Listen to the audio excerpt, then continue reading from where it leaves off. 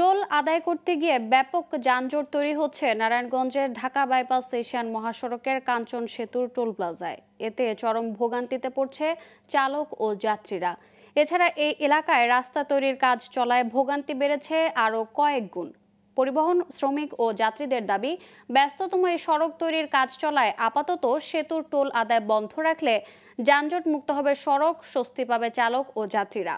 এদিকে জেলা সড়ক ও জনপথ অধিদপ্তরের কর্মকর্তা বলছেন, সরকারের অনুমতি ছাড়া বন্ধ করা যাবে না টোল আদায়। নারায়ণগঞ্জ থেকে মোহাম্মদ মনিরুল আলমের পাঠানো তথ্যচিত্রের ডেস্ক রিপোর্ট।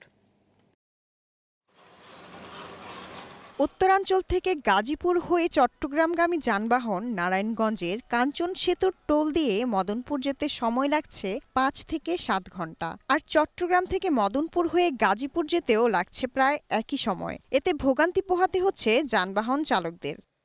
টোলের কারণে আমাদের ঘন্টার পর ঘন্টা বসে থাকতে হয়, কারণ এখানে টোল ঠিক মতো তারা ক্লিয়ার করে না।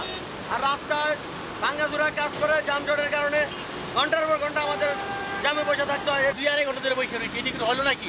2001-এ হয়েছে ব্রিজটা, এখনো কিসের টোল নেয়? এই পর্যন্ত কোনো সামনে কোনো দেয় না, গাড়ি আগে দিতে এই টোলের এই জায়গাটা।